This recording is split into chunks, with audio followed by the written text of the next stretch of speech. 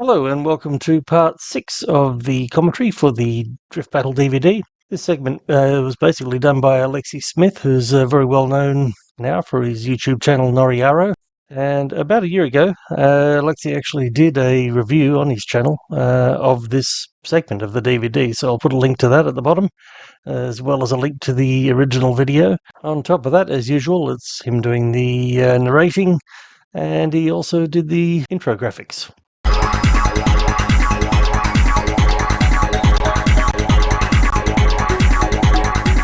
For the first of our drift lessons at Oran Park Driftland, we're using my car, a typical Privateer 180SX. This was Alexi's first drift car. Apparently when he bought it, it was a really clean 180SX, but because he learned to drift in it, it was not quite as clean by this point. And the Drift Battle Sylvia.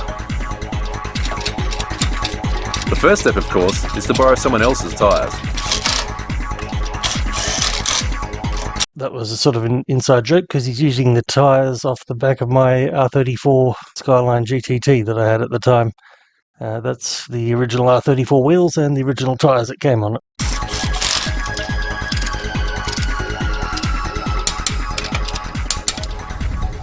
Okay, the first technique is the handbrake. Now, the way you do this is, you put your foot on the clutch, put your hand on the handbrake. If you don't have a drift button, make sure you put your finger on the button so you can put it back down. Look where you're going to go, turn into the corner, push the clutch down, give the handbrake a good yank like that. If you don't, give it a good quick pull like that, you're not going to start sliding. So you need to pull it hard enough to break traction. At the same time, you need to turn into the corner hard enough to get the car to slide and go sideways. If you just pull the handbrake in a straight line, the car's is going to slide in a straight line, and it could even start sliding the wrong way. So you don't want to do that. So once again, line up, look where you're going to go, foot on the clutch, handbrake, pull, just like that, one motion like that. And of course then you've got to counter steer. So as you can see, Alexi's always been good at talking. We didn't rehearse this at all. He just started talking while I was pointing the camera at him and gave a pretty good explanation of your basic handbrake drift. Of course, the thing that no one tells you after that is what to do next. I see people saying all the time, oh, if your car's sliding, you've got to turn into the slide. But they don't tell you what to do after that, which is more important, which is turning back the other way before the car does. Because if the car comes all the way back and your steering wheel's still pointed the wrong way, your car's going to go the wrong way, and that's what leads people to doing fishtails all the way down the road when they first encounter a slippery road. And you really need to understand that basic concept before you can learn to drift, because if you go out there and just turn into the slide, you might successfully slide, but then you'll spin back the other way immediately.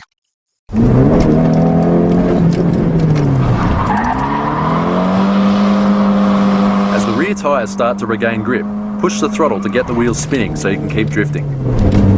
Okay, you see how it is. You go into the corner, give the handbrake a yank, counter steer. You've got to make sure though, when you pull the handbrake, you put your foot on the clutch like that. If you don't, the car probably won't lock up the rear wheels. It's basically like doing an old skid on your BMX bike. When you're a little kid, you know, you give the foot brake a bit of a kick, you slide, and that's about it. Except in a car, you've got a power to keep it going. Okay, one more time with the handbrake. I'm not actually going that fast, so it's a fairly easy technique to get the hang of.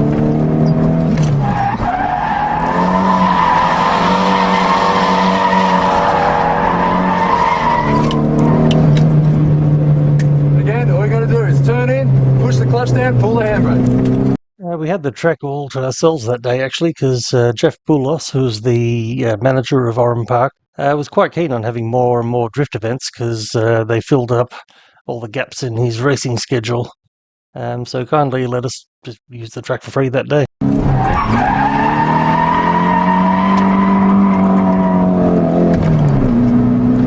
Okay, what we're going to do now is, see that cone over there? We'll do some donuts around it. Now, you might not think that donuts are a drift technique, it's more of a burnout thing. Well, yeah, it is, but it's a good technique for learning how to control the throttle and how to control the steering. If you can go around a donut nice and tight, that's really good. Okay, let's give it a try. Okay, you turn it in, just dump the clutch.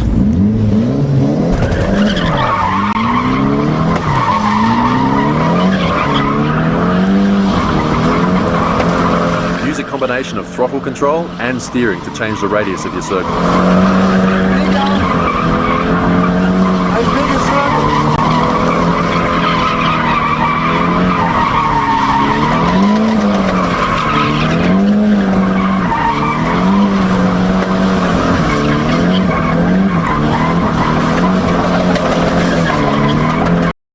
You can hear the tyre flapping around in the back there. I think it was one of the conditions that Alexi had. He was happy to do the video as long as I provided the tyres. Try and get as close as you can. Go to water.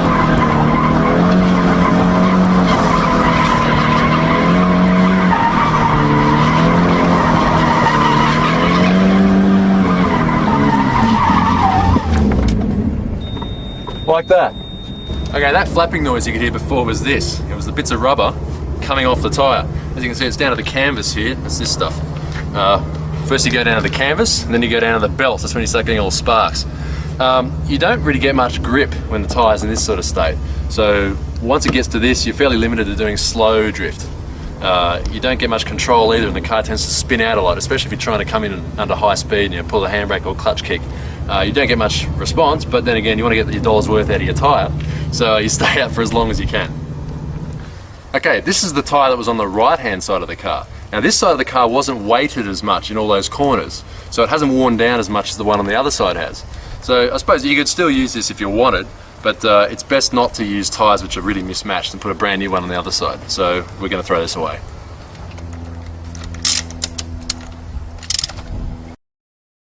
I think they were a pair of wheels I had for sale in my store. So they're probably pretty old second-hand tyres on those too. Okay, the next one you're most likely to use in a competition is the clutch kick. Now what's great about the clutch kick is it keeps your speed going, and it can even accelerate you while you're entering the drift corner. So to do a clutch kick, you make sure you've got to accelerate. If you're not accelerating, it's not going to happen. Put your foot down on the accelerator so the engine is revving up. Put your foot on the clutch. Now, pick your gear, be it second or third. Look where you want to go. You go one way, and then give it a sharp yank. And you kick like that. Make sure you got the accelerator down, otherwise nothing's going to happen. We'll do a slow one first. Second gear, do it about 60.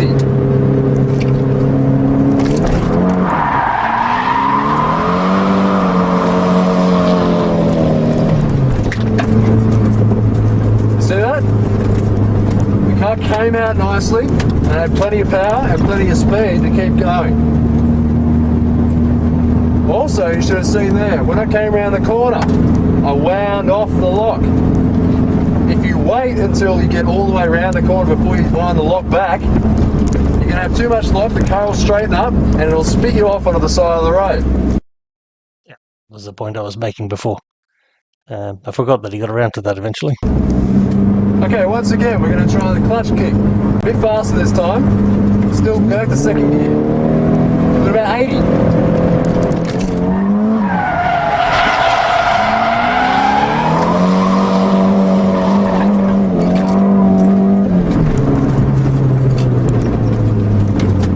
Saw that time, I actually had to back off the accelerator. I couldn't keep it floored all the way around. That was because I got into the corner with a bit more speed, and when you clutch kick, it actually accelerates you because you're putting power down and going sideways at the same time.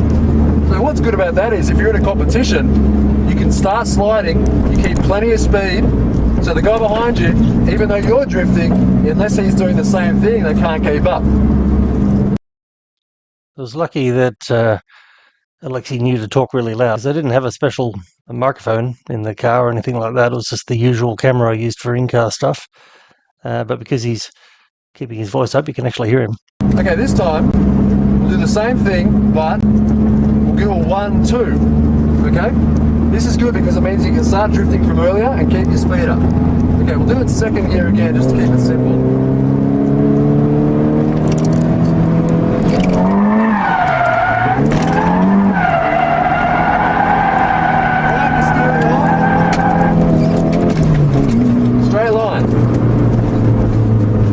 Unless, of course, you want to keep drifting.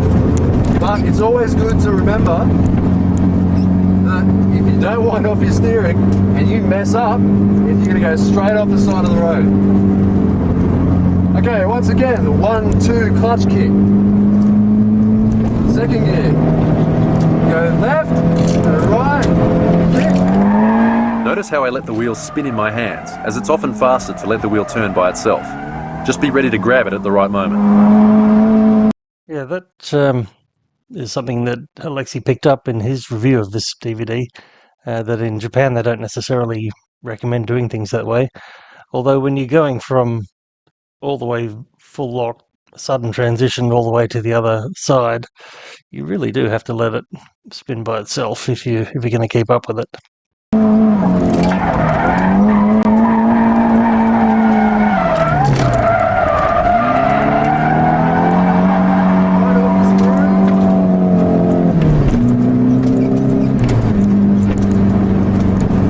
So that time I didn't do it very well, but I used the handbrake to keep it sliding. That time I wasn't going fast enough. I should have started a bit later, but I was only doing about 80 kilometers an hour.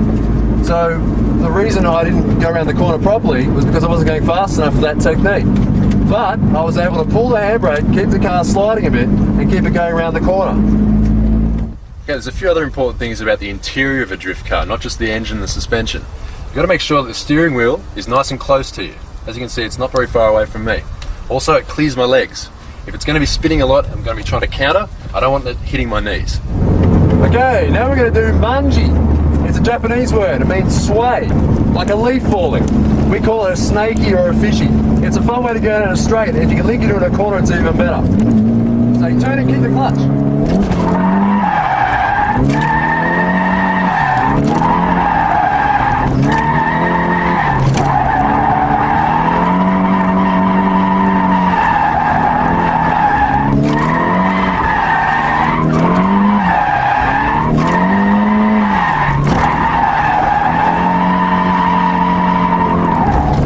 As you can see, I'm not using the steering wheel very much. Most of this is controlled by your right foot, by the accelerator. You just have to feel when the car wants to switch back and forth. It's a lot of fun. It's a good drift technique. It teaches you how the car's going to react and when it's going to switch back. Switching back and forwards is a difficult technique to master in drifting. As you can see, I can't even do it that well myself.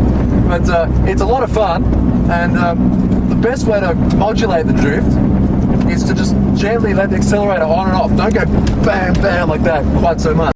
It all holds up pretty well, actually, all of this advice, particularly for a beginner in the sport. At the time Alexi was in Initial Drift, he was one of the guys running that club. So they ran quite a lot of drift events at Oran Park. So you could say he's at his home track for this video.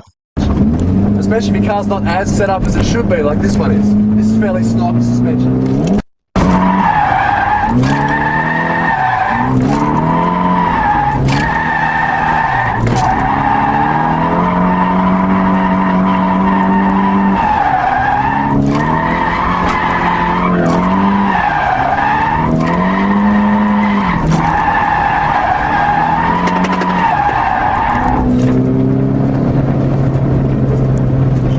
You got to stay well hydrated when you're drifting. Yeah.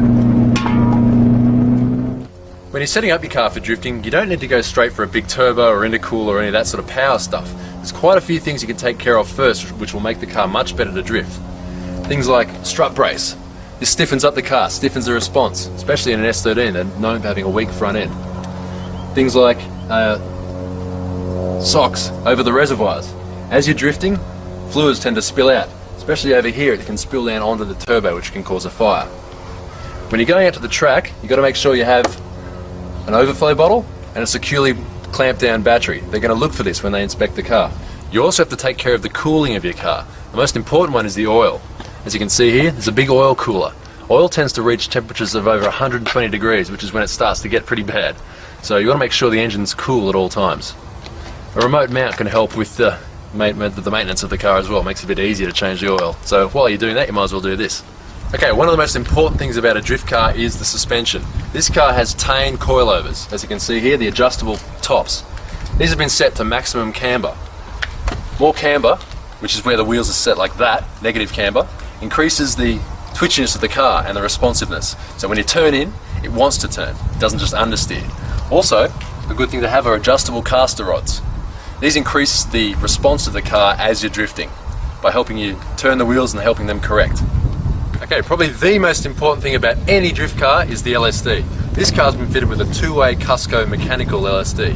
Now, what LSDs do is lock up the wheels under power and also, with a two-way, under deceleration. Some people prefer to have a one-way or a 1.5-way. They work only either under acceleration, and a 1.5-way works slightly under deceleration. It depends on your technique, but in this case, I prefer a two-way.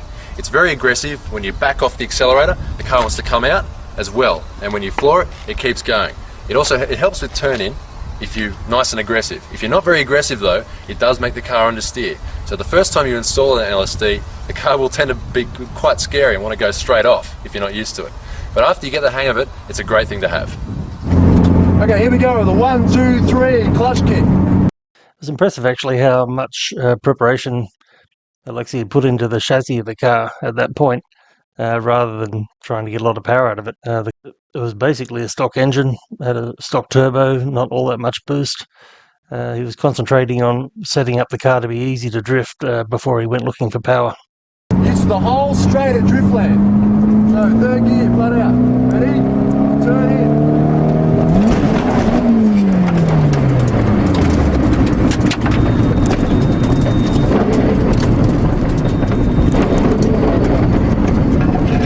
I've just blown third gear. Yeah, that will happen. One of the things he had done to prepare the car for drifting was buy a twin-blade OS geeking clutch from me, which he really loved. It worked great for drifting, but unfortunately with a dead stock SR20 5-speed, it can take a bit of a toll.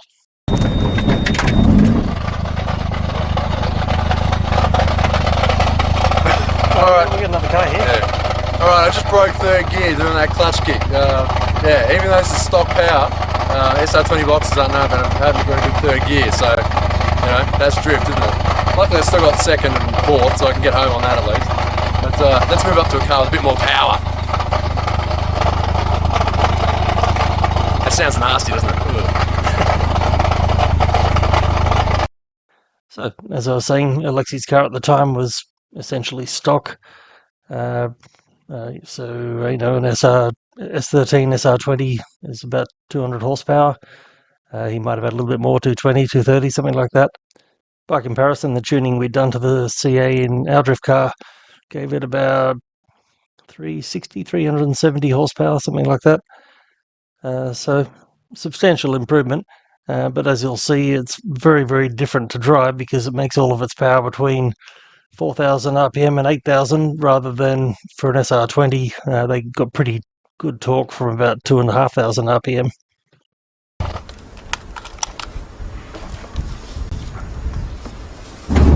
Okay, we're in the Drift Battle Sylvia now. It's a CA18, it's not an SR20, so I have to work a bit harder to keep it on boost. It's got a bit less torque, so I have to be a bit more aggressive. But since this is my first time in the car, we'll take it easy. We'll start off with a simple handbrake drift.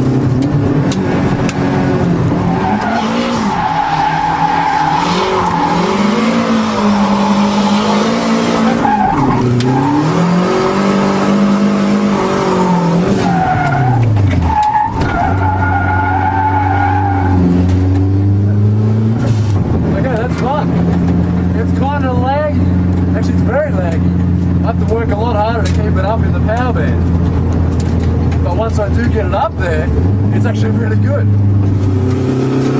Okay, downshift, downshift.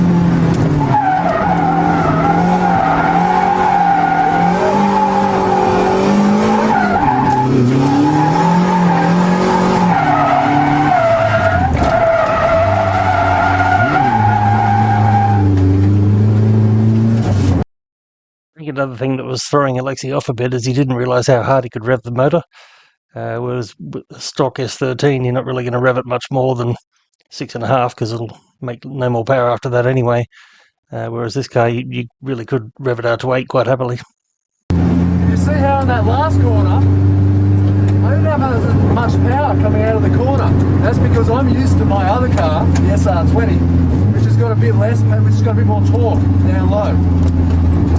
So I guess these are techniques that drivers of maybe C18s or maybe sprinters should be trying. You've got to remember, here's one more thing you've got to remember, is to keep the engine revving.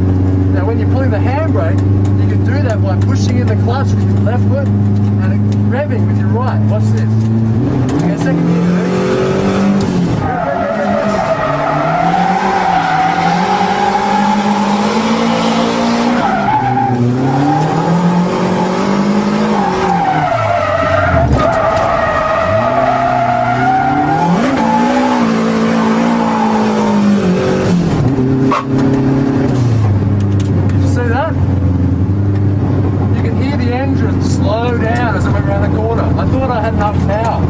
keep it going, but the engine started to lag. So I tried to kick the clutch, and what kicking the clutch does when you're half around the corner is it brings the revs up, and hopefully you get it up with a boost. It's also useful even if you're in an underpowered, even a non-turbo car like a Sprinter. Gets the revs up into the power band, bang, get it. Okay, 1, 2.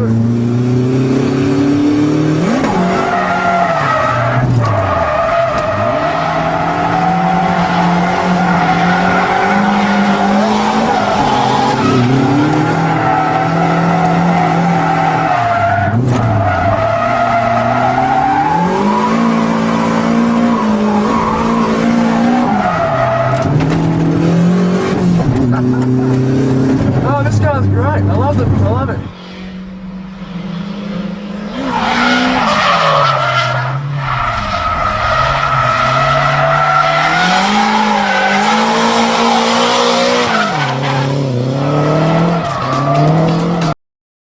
Alexi pretty much stayed out there until the tyres were gone. It was a really fun car to drive, even back with the old CA in it. Shame I didn't show under the bonnet there, actually, because I don't have a lot of photos of how the car was set up, but as you can hear, it's got an external wastegate. It was a TDO5 16G, I think, the turbo, and it had ARC side mount intercooler, which actually did a pretty good job of the cooling, and it meant that the air going through the radiator hadn't already been through the intercooler, so it was handy for keeping it cool. And there was also a little ARC oil cooler mounted in between the headlights and the grille there. But as anyone who followed Drift Battle will know, I blew up a couple of CA18s and eventually put a 1JZ twin turbo 6-cylinder in there, which I never had a single problem with. So I'm glad I went that way. Anyhow, that's it for part 6 of the Drift Battle DVD. I'll be back soon with part 7. Thanks for watching. Cheers.